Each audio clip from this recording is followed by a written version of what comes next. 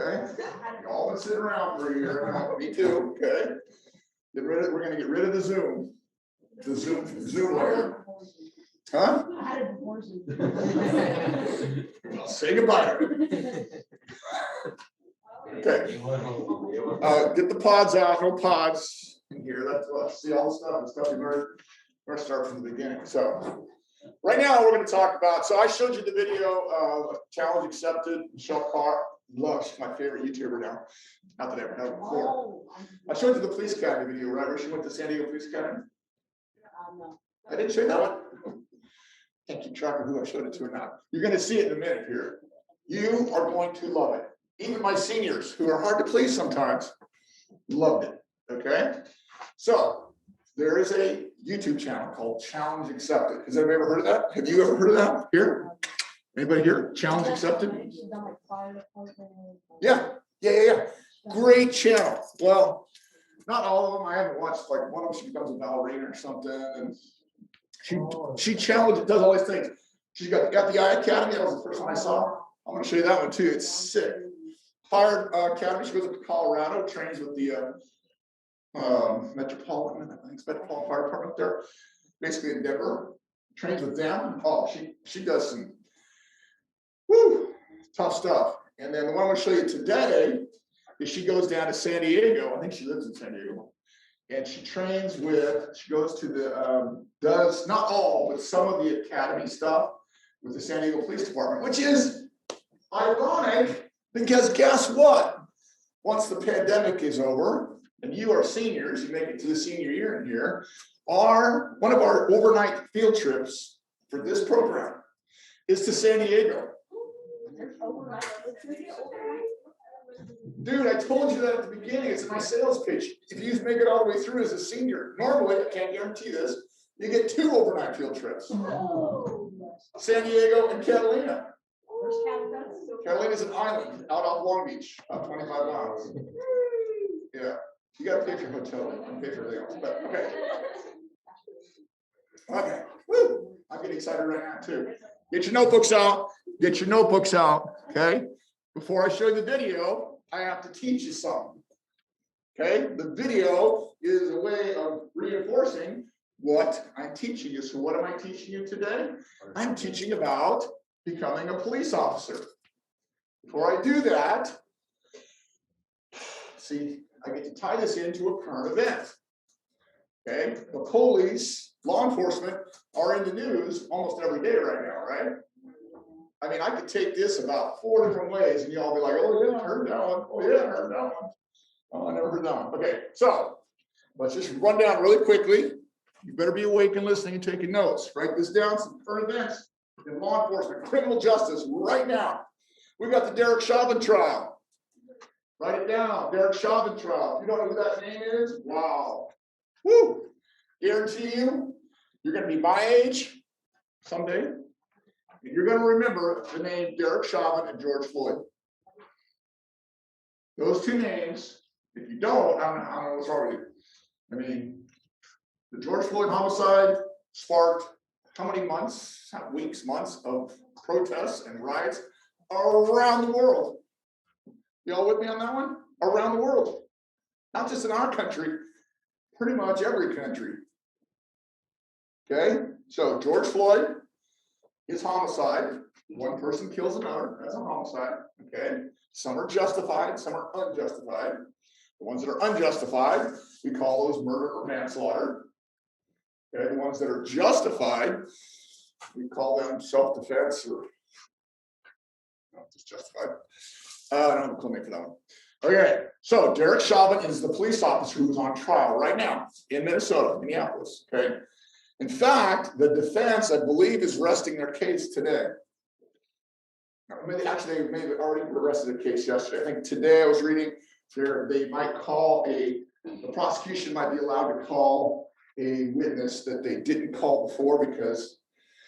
So today, I believe it is the prosecution doesn't usually happen, but it can happen if the judge allows it. So normally, in a trial like that, which side presents their case first, the prosecution or the defense?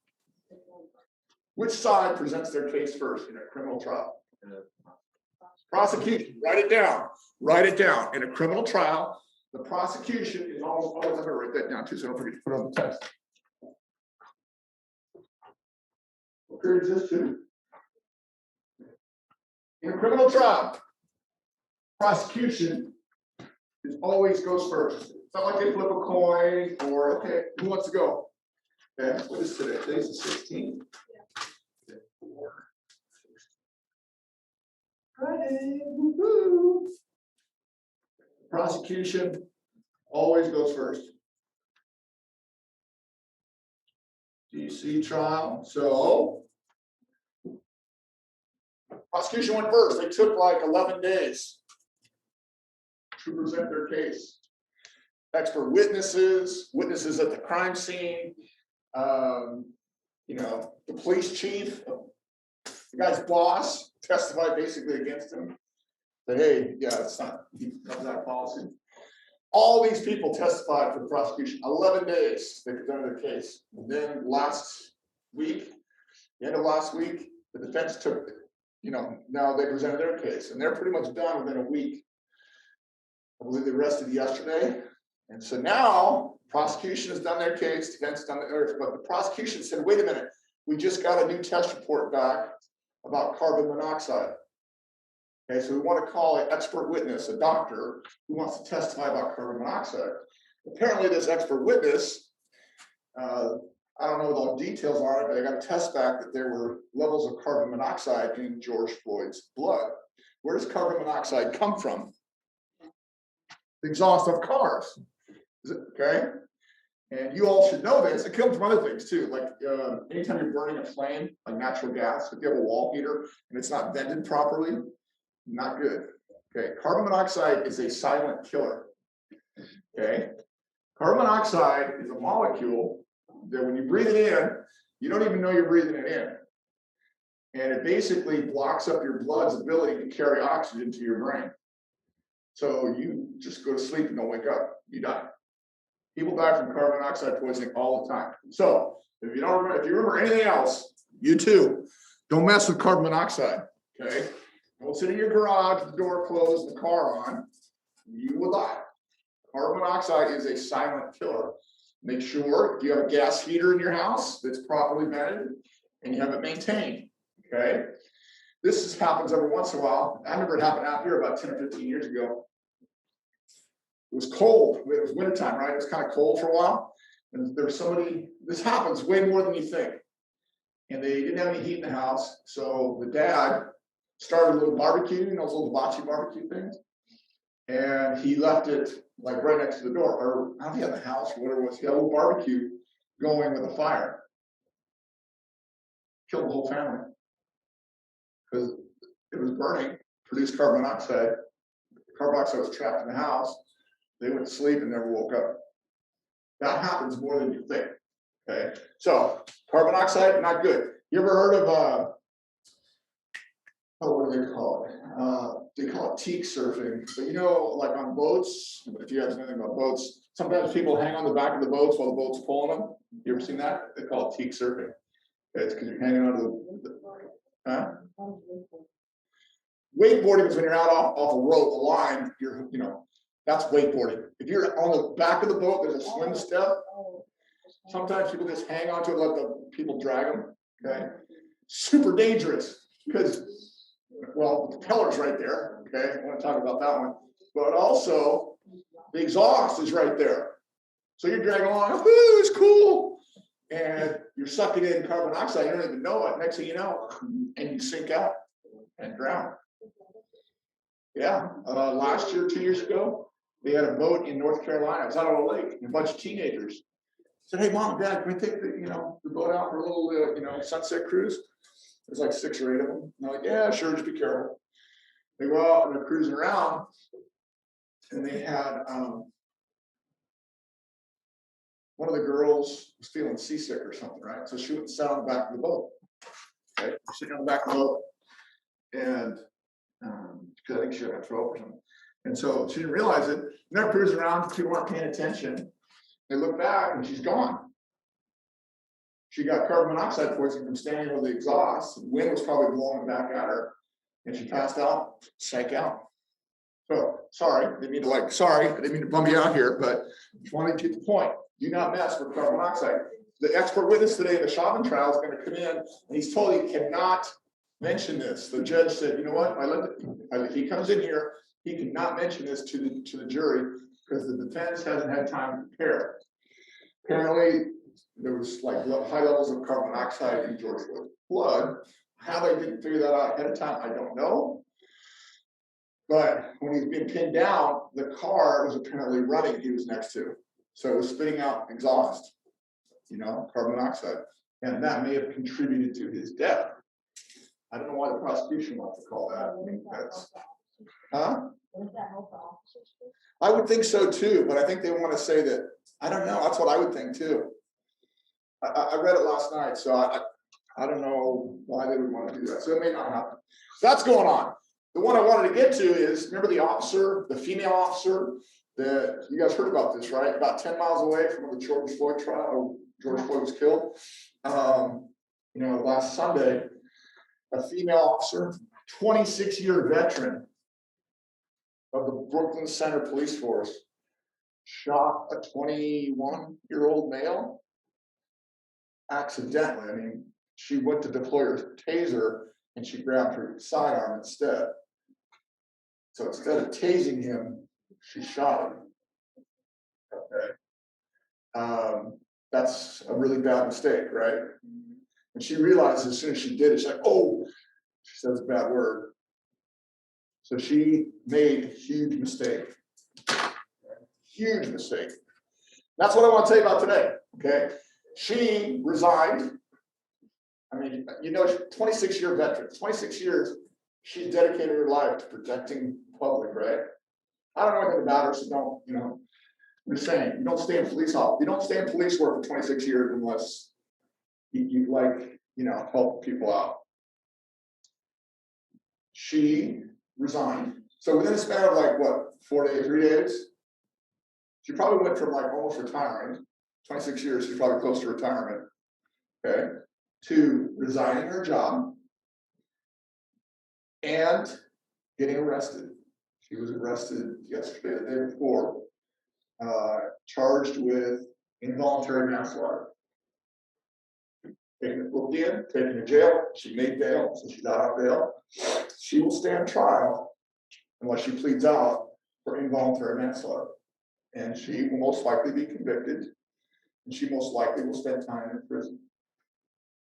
So here's a woman that's 26 years trying to be a sheepdog, or being a sheepdog, protecting the herd, right? And makes a very bad mistake. And now she's going to pay for it. So for those of you that are looking at law enforcement, remember, it is a great job for a lot of reasons. You can do all sorts of cool things, like helping people when they need it the most, protecting the herd from the wolves. Pretty cool. Okay, you can ride motorcycles at work, you can drive cars fast at work, you can fly airplanes, you can go be on a dive team, you can do all this cool stuff while you're helping people. But law enforcement officers, we give them ultimate power. We give them, to protect us, we give them the power to take another life. We don't want them to do that. Sometimes they have to, right? We give them that power, lethal force. With that power comes great responsibility and great accountability. If you make a mistake, if I make a mistake here teaching you about post or whatever, guess what? Nobody dies. But a police officer makes a mistake with their lethal force, somebody dies. If they don't use their weapon when they should, if they hesitate, they can die. Do you see how there's a little bit of difference here? Not too many other jobs have that kind of responsibility or power. So think about it. If you want to become a police officer, good for you. We're going to need more police officers, and I hope some of you do. I hope some of you want to become police officers. Okay, so right now, in the next couple minutes, I'm going to tell you what it takes to become a peace officer. Okay, peace officer, police officer. Peace officer is basically a general term. Police means like local police. So, Here we go. Yeah. Do what? Polos? Yeah. I have them here. The only thing is, I'm not gonna hand them out because we only have a month left. We get to turn them right back in. So we'll hand them out at the beginning of next year. Okay, so it's just timing wise, so not to worry. Yeah, these cabinets are full of them. But it doesn't make any sense. If I give it to you now, we're gonna have to collect it in 3 weeks, 4 weeks, whatever it is, so we'll wait on that. Okay, so back to what does it take? What are the requirements for being a police officer in California, for example? California, what are some of the things you what? Speak really loud because I can't hear you with this mask and everything else. A creek record. Oh, very good. Write it down. Okay, let's start with the first one. Okay, yes, your background is important. Before you even get an interview, before you even get into the process, they will do a background. Well, I take that back.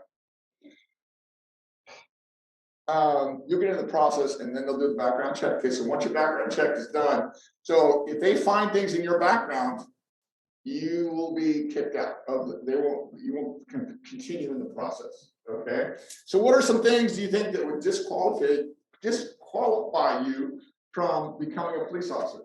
Drug charges. Yeah, drug charges, yes.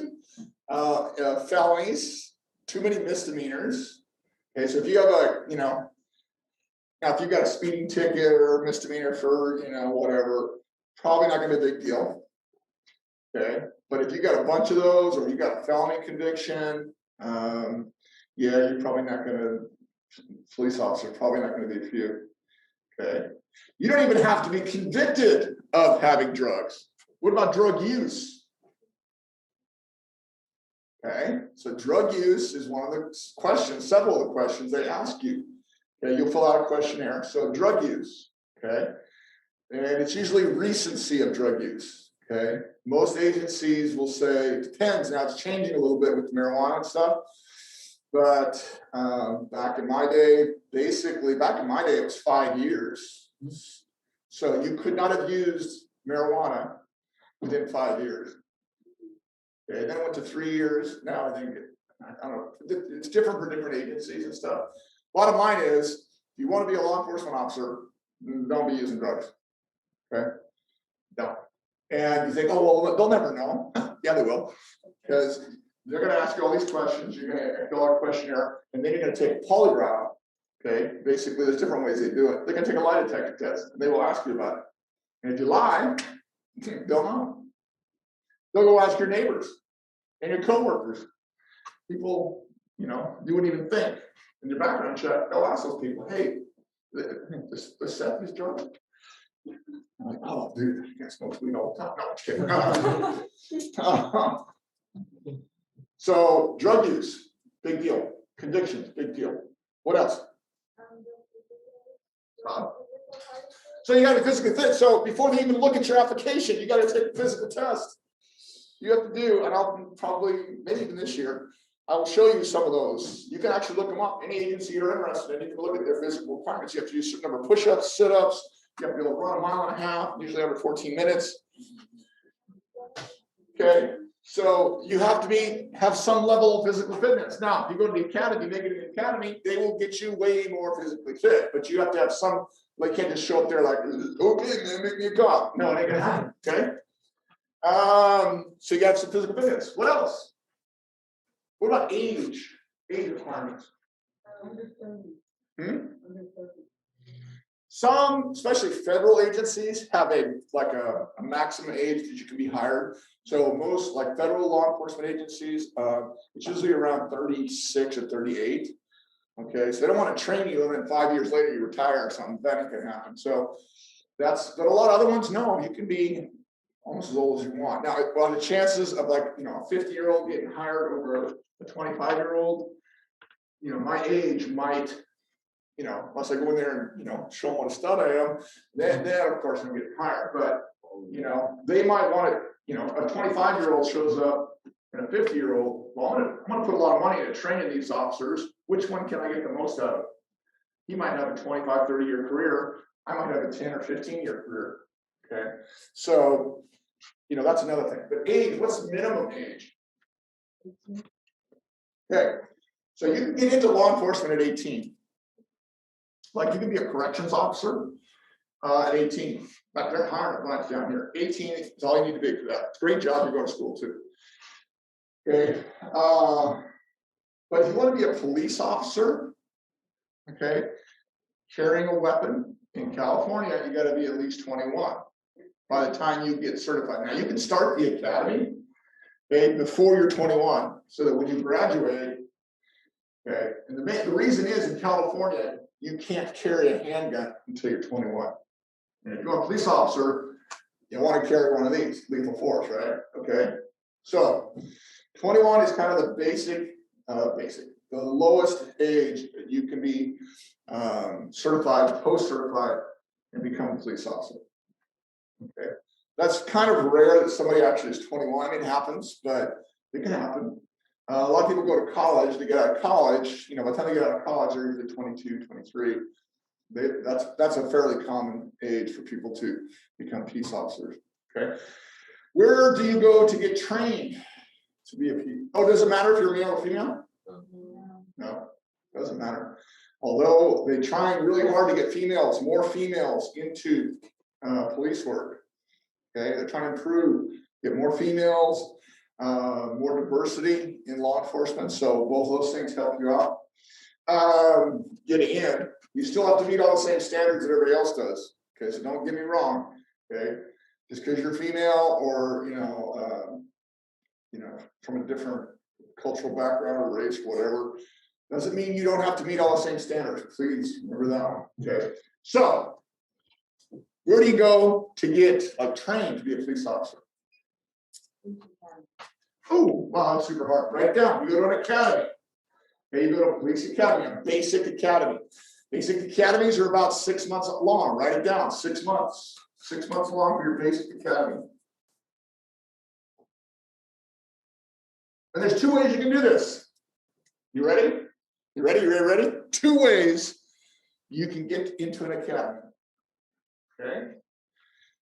First way is you apply to an agency and you get hired by the agency and they pay you to go through the academy.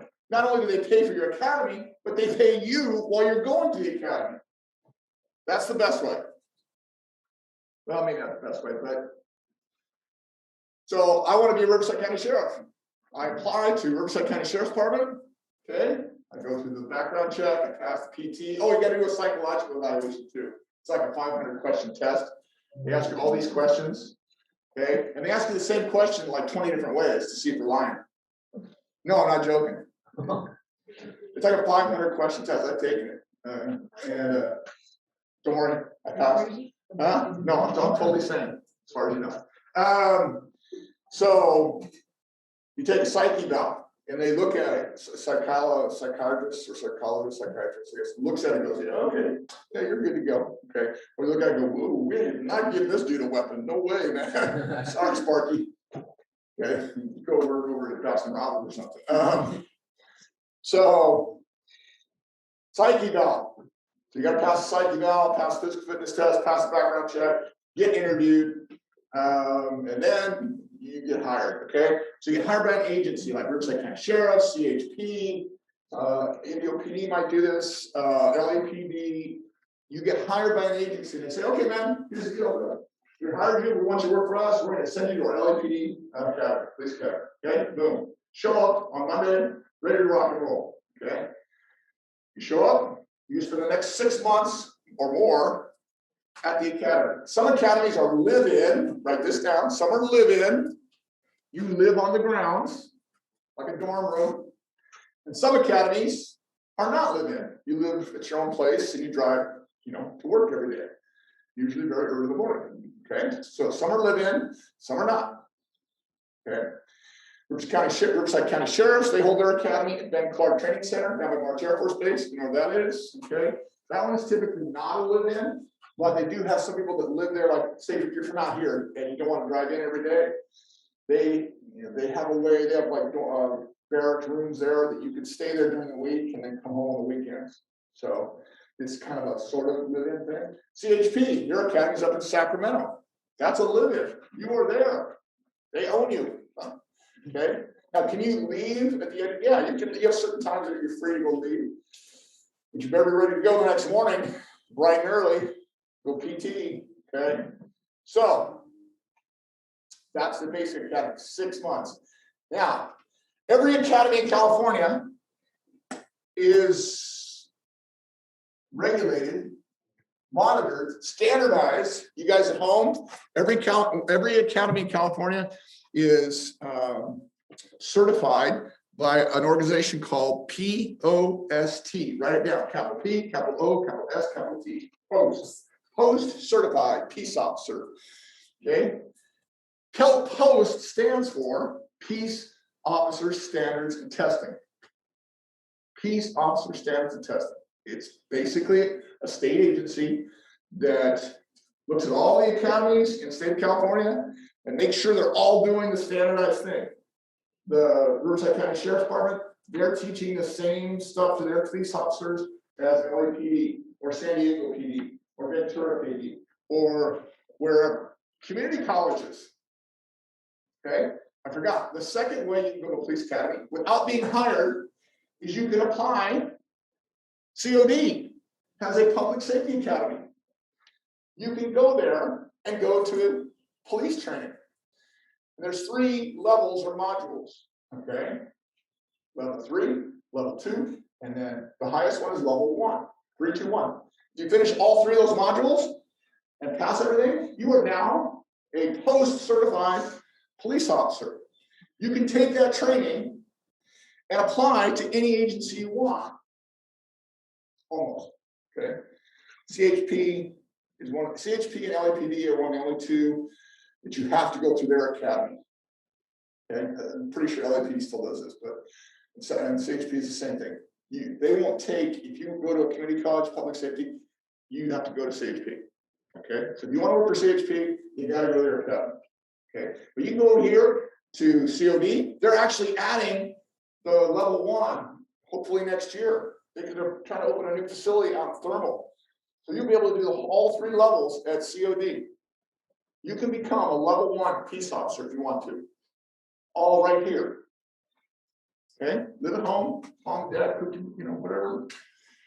Go to your academy. 6 months.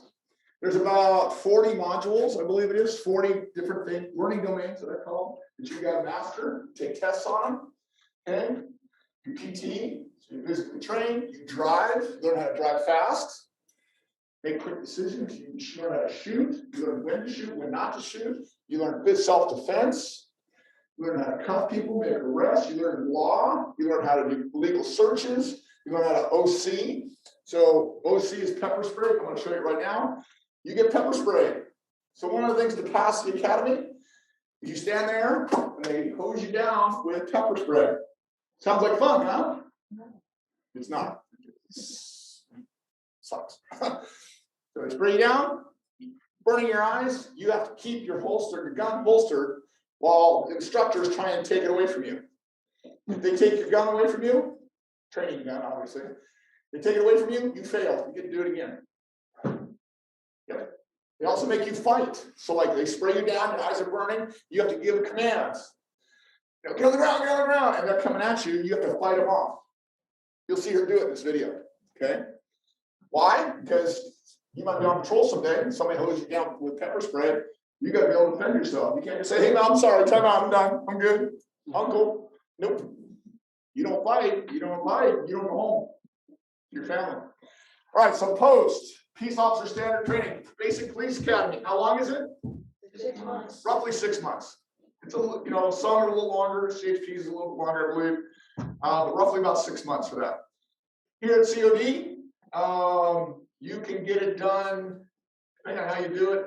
Basically, you can get it done in, I believe, 3 semesters or 4 semesters. But you do it modularly, so you do it.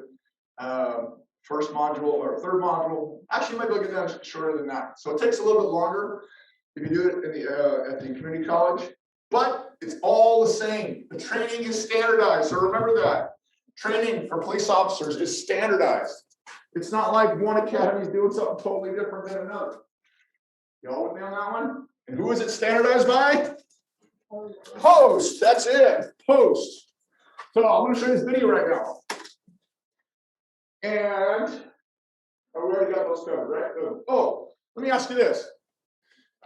First question I should ask. What do you think it takes, like personally, like in here and here, to be a good police officer? What do you think it takes in here, in here, and in here? What do you think it takes? What? Sure. What personal traits do you think make a good police officer? What? Bravery, I would say most certainly. Absolutely, I'd write that one down. You gotta be brave. Because police officers, they don't run away from trouble. Where do they run? Towards trouble, okay? People are fighting or shooting or yelling or screaming or whatever. They're running towards the problem, not away. So bravery, most certainly, they gotta be brave. What else do they gotta be? Yes. Yes, good observation skills. That's one of the things they train in the academy. You're always paying attention. It's called situational awareness. Ooh, write that one down. Situational awareness. You're a peace officer. You're always aware of the situation you're in. Okay? Especially once you get out there on the road, you know, you arrest people, you are going to run into them again, probably somewhere. So if you're in a restaurant, you're situationally aware. You're watching the door, seeing who comes in. Some guy comes in that you had a bad contact with or you took put to jail. You want to know where they are. You don't want them making any surprises. Okay? When they're out there making contacts, they're looking around, sizing things up. So yes, very good. Observation skills, bravery. What else we got? Punctuality. What? Punctuality. Punctuality. Yes. Those of you who don't know the big word punctuality, it means you're on time. You're where you're supposed to be at the time you're supposed to be there. You can't get a radio call, you know, shots fired at, you know, wherever, and say, you know what, I'll be right there. I'm finishing up my double. Okay? Don't work so well. You go when you're called. You show up to work on time every day. You're providing a skill that people need, a service that people need. So punctuality is a good one. What else we got? Quick thinking. Yeah, you got to make quick decisions. Oh, sorry. Integrity. Yes. Woo. Ashley, sorry. Can I move this over here? No, I guess I can't. Oh, darn it. Where'd it go? There it is. Okay, integrity. What does integrity mean anyhow? Everybody on there? What's integrity mean? If you guys can talk on Zoom, I can hear you. We can all hear you, so don't be scared. What's integrity mean? Doing the right thing when nobody's looking. I love that. Isn't that the best definition ever, man? Doing the right thing when nobody's looking. Write it down. Integrity. Doing the right thing when nobody's looking. That's what integrity is. Okay? You don't steal the candy from the store just because, you know, the clerk is in the back room. Patience. Ooh, another one. Patience. Write it down. You're helping me out remember all these things. You got to be patient. You're dealing with people at their either their worst or most neediest, or they need something from you. Okay? So you got to be patient. Okay? That's a good one. What else we got going here? We're watching the chat box, so come on, give me something here. Don't be scared. You're scared to talk. What else? Yes. I told you already, this is like you right. This is your most valuable tool as a peace officer. Your voice and your brain. I mean, your voice isn't so good if you don't have a big brain. So they kind of go together. Okay, so write that down. Your most valuable tool is your communication skills. De-escalate. You want to bring it down, not raise it up. Okay? De-escalate. Great skills, not just for being a peace officer, but, you know, if you're in a relationship or, you know, have kids or whatever, you try to de-escalate, not escalate. Because if you escalate the situation, that's when bad things can happen. Okay? You de-escalate, stay calm and de-escalate. Ooh, That's gonna be a t-shirt. That's gonna be next year's t-shirt. Stay calm and de-escalate. Dang, Just like that. Boom, don't want to forget. Write that down. Stay calm and de-escalate. Stay calm and de-escalate. Okay? That's gonna be our model for next year. Okay? What else? Am I forgetting anything? Integrity, anything else? Huh? I can't hear you. Oh, dedicated. Yeah. Dedication. Dude, you gotta be dedicated to what? What do you gotta be dedicated to? People, not only people, but what are you doing for people, even though they don't know it? You're helping people. And the community too. Sheepdog, that's another one too. I gotta remember that. I gotta put that next to your t-shirt too. Sheepdog. Sheepdog. Keep calm, de-escalate. Oh, I like that. No, yes, go ahead. Wash your hands. Okay, so sheepdog, okay? You are protecting the herd from the wolves that want to come down and do bad things. And you got to be dedicated to doing that. You got to get that, like the good feeling right here, the juju, like, oh, you know what? I'm working this graveyard shift. I don't want to be up all night, but you know what? My job is to protect the herd. Okay? Even if you're writing traffic citations, you know, you're speeding tickets. People get all mad about getting a speeding ticket, right? No, I wasn't going 80 miles an hour, whatever. When you're writing traffic tickets, are you protecting the herd? Are you being a sheepdog? Yeah, why? Well, A, you're the person that's speedy here, okay? He's going 90 miles an hour on the freeway. I'm slowing him down. I'm giving a ticket. I'm reminding him, giving him a consequence. Hey man, you got to slow down. You're going that fast. That increases your chances of getting an accident and hurting yourself or your family member. But not only that, but you are increasing the chances that you get an accident with somebody else and hurt them. That is being a sheepdog. Okay. Obviously, arresting people for drug violations or burglary or theft or whatever. Pretty obvious. You are protecting the herd. You got to be dedicated to doing that. Did you work long hours? Did you deal with a lot of bad things? But inside, hopefully you get that good feeling like, you know what?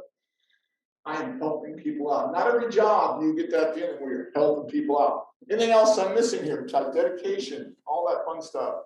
Enjoy of helping people out. Like, hey, I'm helping people out. I'm fighting crime, man. I'm a super crime fighter. I'm keeping the wolves away from the herd.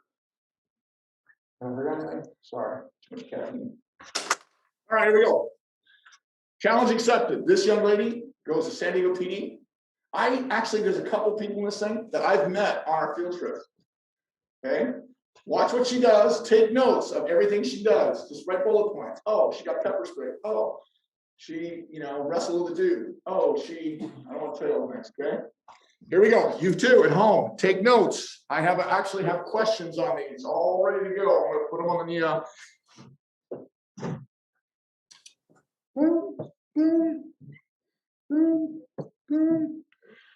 Oh, is that it? There it is. There it is. No, that's not it. There it is. This is just a little taste of what it's like to be a peace officer, to go through a police academy. I'm going to try it full screen, but it'll probably skip. King sex. Stop right there, couple on. Oops. Sorry. Okay. Keep in mind, right now, law enforcement, police officers. Gun owners know the total consent. Police officers, probably not getting a lot of good press right now, okay? Because of some of the stuff like George Floyd, the lady in Brooklyn Center, Phil Castile. There's been a lot of highly publicized examples of police officers not doing the right thing. But remember, the majority of them are out there every day doing the right thing. They just don't get the publicity, right? So just keep in mind, most people don't know what a police officer really has to do. We only see what's shown to us on the news. Oh, see, perfect time. Woo! It's like magic. Concealment of your firearm is a tactical advantage. It gives you the power.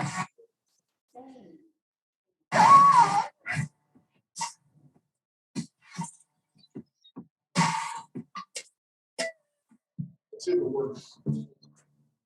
This is a video I share sound? that I did. I have been interested in doing for a long time. The concept of having a police force should be a great thing. It should be a great thing to feel protected, to have someone to call if an emergency happens. And right now, I don't think that everybody in America feels comfortable making that call.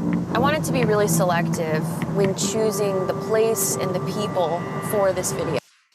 So we are actually traveling to San Diego right now, which is the #1 ranked police department in America. I figure if we are going to be able to have this type of conversation with anyone, it should be the people who theoretically are doing it right. Many men and women in uniform who are doing the right thing every single day and don't make the news. Contact to some deadly encounter.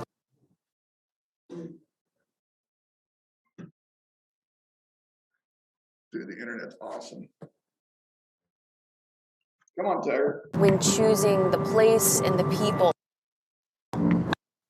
to have someone to call if an emergency happens. And right now, I don't think that everybody in America feels comfortable making that call. I wanted to be really selective when choosing the place and the people for this video. So we are actually traveling to San Diego right now, which is the #1 ranked police department in America. I figure if we are going to be able to have this type of conversation with anyone, it should be the people who theoretically are doing it right. My name is Sandy Albrechtsen. I'm with San Diego Police Department. I've been lucky enough to be there for 37 years. For the next few days, Michelle will experience a small piece of what it's like to be a law enforcement officer. Most people have never done anything remotely similar to what we do. It comes with lots of highs, lots of lows, and the police academy is a mental game. If you allow the nerves and the mental game to run away from you, that's when people crash and burn.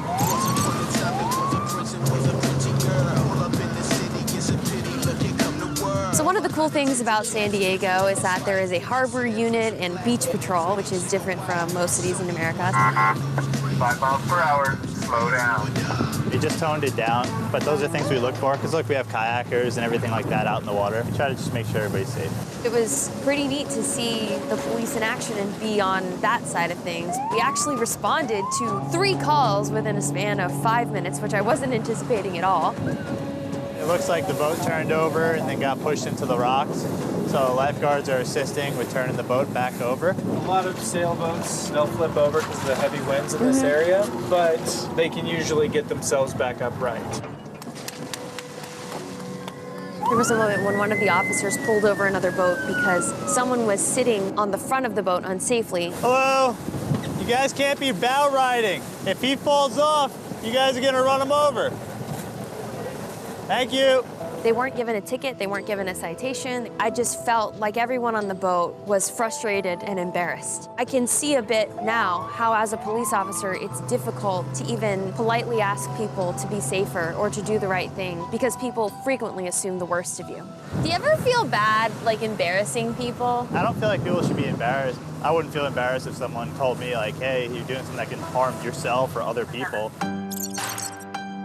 I'm Kristen Robinson. I've been an officer with the San Diego Police Department for almost 4 years now. And I'm Jonathan Lowe. I'm the sergeant in the recruiting unit for San Diego Police Department. Been on for 20 years. We're here today at the obstacle course. The things that you're going to experience today, whether it's the wall, the stairs, the dummy drag, we want you to be able to do in one continuous motion. So in my Marines video, I got to experience the obstacle course at Parris Island. What is the difference between this obstacle course and the obstacle courses that we might see in the military? This one is actually built to simulate a foot pursuit. As an officer, we have to be able to, number one, be physically fit to keep up with a person and hopefully catch them. Number two, be agile enough to get over different obstacles, backyard fences, little walls, big walls. And then number three, you have to also imagine a vest, a gun belt, boots. Most of us are about 25 to 30 pounds heavier than we normally are when we're in full uniform. These are all things that we have to think about. And you have 3 minutes and 15 seconds to get across that finish line. Oh my God, my heart rate is so high already. You ready? I'm fine.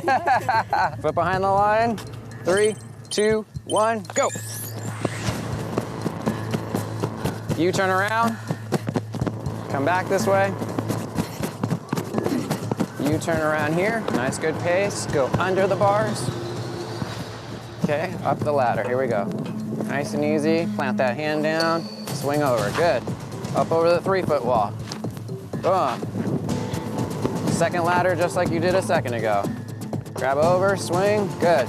Go across, and you're gonna go up the steps. Every step on the way up, circle the cone up top. You're at 41.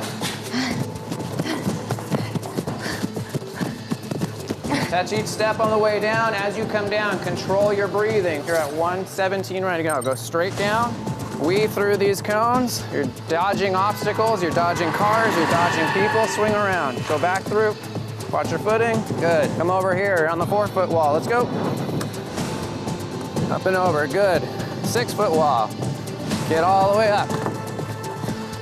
Jump straight up in the air. Here we go. You can do it, good. Hook the elbow, now swing your foot. Get your heel over, there you go. Pull yourself, good. All right, here we go.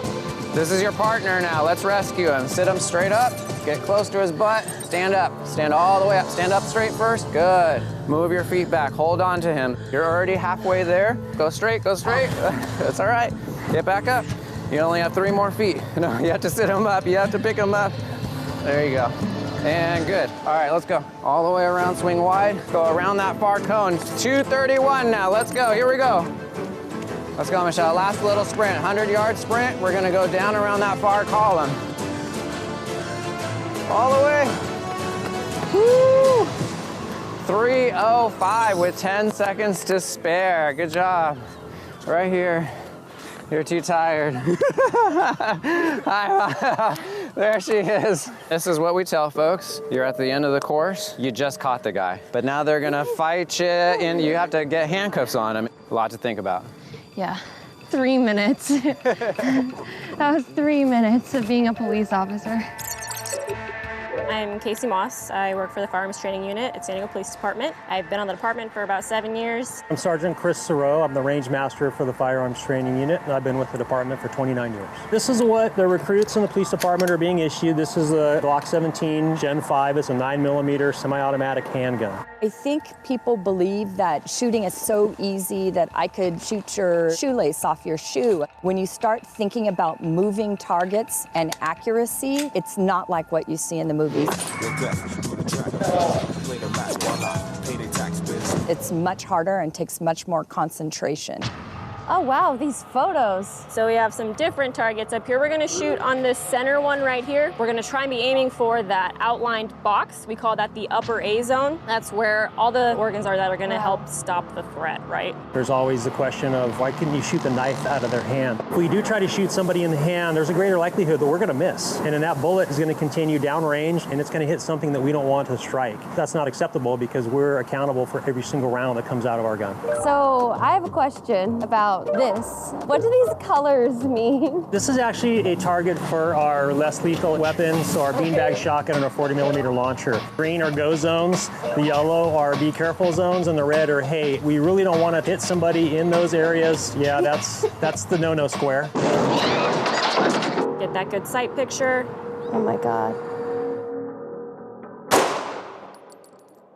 My name is Sean Takeuchi. I've been a member of the San Diego Police Department for a little over 22 years. I've got to work as a patrol officer. I got to work as a community relations officer where I headed up neighborhood watch groups. I also got to work the homicide unit. After my second year of college, I realized that this is the one job that really makes a difference in people's lives. I get to tell stories of how I helped people each and every day. I've administered someone CPR. They were non-breathing. I get there, I apply CPR, and now they're living life. That's an impactful moment. Thank you so much for your service, first of all. A lot of my perspective on what police officers are comes from social media. I want to have an open conversation with you about these issues because I understand that I might not have the full story. I sometimes think about myself in those situations. I don't know how or when I would decide to use a force against someone. On our qualification targets, we actually have them turn. Here's a 1-second turn. That's the amount of time you have to shoot? That's the goal, is to get from the holster, out on target, 1 round in 1 second. 1 second? We don't pull a gun because we can pull a gun. We may utilize that level of force because that officer has a fear of either their life or someone else's life. That's a tremendous responsibility. Have you ever had to use a firearm while you were in the field? 2 times. It was kind of surreal, but It's amazing how much goes through your mind in a very short amount of time. The last incident that I was involved in was a series robbery suspect who was armed. I had no other options at the time. He was reaching for his gun. You do so much training for one moment, and you hope that it pays off. Yeah, you know, a gunfight can be about 1.5 seconds long. What we see in the TV shows and whatnot is that it's like this 20-minute chase ordeal, and everyone has time to think. There are incidents that do drag on, but the initial confrontation can be 1.5 seconds, 2 seconds long. Now we're going to be firing 3 rounds in 3 seconds. That's our qualification from the 3-yard line. Are you ready? Yeah. Stand by. Woo! Nice job. Holster up. How can we trust the people who are protecting us if we see these crazy stories of police brutality, specifically against people of color? On a daily basis, we've got a community meeting going on, and our officers are always there at those community meetings. So what I encourage is the community to come out to those meetings, participate. I think that daily dialogue or the monthly dialogue is very, very important. We serve a population of about 1.42 million people, and so we go out to all various communities to recruit. The more we represent the diverse community, the more that trust that you were talking about is established. I see the people that I'm meeting as people who are genuinely working to better the lives of the citizens and protect people. It's just really conflicting for me when I'm constantly bombarded with the negatives. Tomorrow I'll be able to experience some of the more difficult parts of this job, administering a taser, dealing pepper spray, and I think that's going to be a completely different side to this that will give me a different lens into what these trending stories actually mean. We're going to start out with a little skid training, and then after we're done with that, we're going to do some pursuit driving. The top priority is safety for the public, but we also want to make sure we catch the bad guys, and that's what we're going to show you what to do. How often have you chased someone in the car? About once a year, I guess, for me in my career. I was actually a participant in one of the most high-profile pursuits with San Diego PD, which was chasing a stolen tank through the city. A stolen tank? A stolen M60 tank is plowing a path of destruction through city streets. San Diego Police Department, everybody go back in your house, get off the street. He had military experience and just crushing cars and running over RVs. No one got hurt, thank God, but yeah, he was driving all over the city. Holy cow. This was several years ago. It's on YouTube, actually. We're going to do what's called oversteer. So this is when the rear end pitches out, you know, drifting, power slide, fishtailing. You're coming through a turn too high, and then you lose that adhesion of the tires to the pavement. The rear end's always going to go to the outside, and you steer towards the rear end. So we'll start bringing the speed up just a little bit. So you feel it starting to break. Steer, steer, steer, steer, steer. Jesus. Oh my God. So the car stalled because the computer shut us down. It thinks we crashed. So go ahead and start. It thinks we crashed. Great. The instant you feel that rear end brake, you have to steer into the skid. It's fun though, right? It is fun. It's better than the teacups. What's a teacup? Oh, at Disneyland. Here we go, number 2, let's do it. So when I say steer, you steer like your life depends on it. All right, here we go. Pick up speed. Steer, steer, steer, steer, steer, steer. Keep looking over there. Whoa, hire me Fast and Furious. Not bad. You're doing